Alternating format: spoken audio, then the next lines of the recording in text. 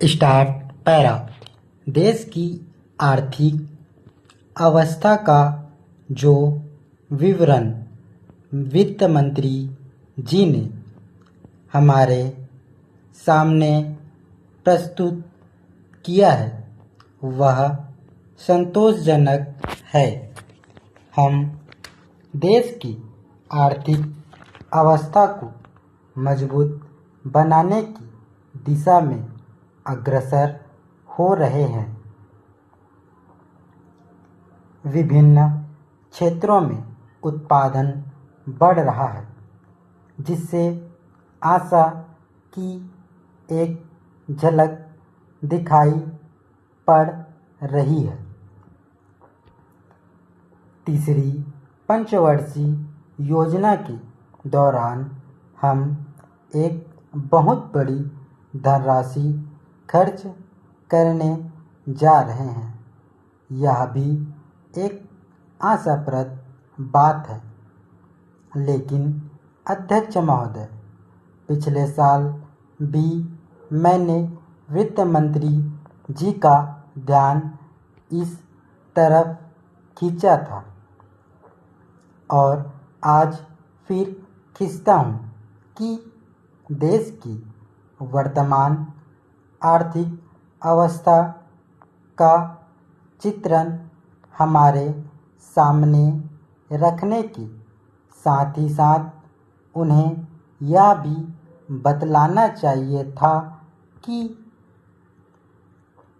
इस देश के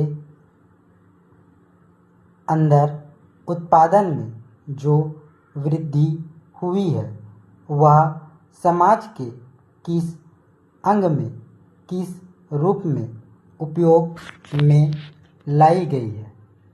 आज हिंदुस्तान की सबसे बड़ी समस्या गरीबी और बेकारी की खत्म करना है। ये दोनों बीमारियां हमारे समाज के अंदर कैंसर की बीमारी की तरह से है। आज तक डॉक्टर यह नहीं सोच पाए कि कैंसर की बीमारी के लिए कौन सी दवा उपयुक्त है। उसी तरह वित्त मंत्री जी इस विद्या के विशेषज्ञ होते हुए भी इस बीमारी की असल दवा हमें बतलाने में असमर्थ रहे। यह ठीक है कि बेकारों की बेकारी की समस्या को महसूस करते हैं, लेकिन हम देखते हैं कि जैसे जैसे हमारी योजना का काम आगे बढ़ता जाता है वैसे वैसे यह पता लगता है कि बेकारी भी उसी गति से बढ़ती जा रही है। गरीबी का सवाल बेकारी की समस्या से जुड़ा हुआ है। अगर लोगों को काम मिलेगा तो बेकारी दूर होगी और देश से गरीबी भी दूर होती जाएगी। पैरा।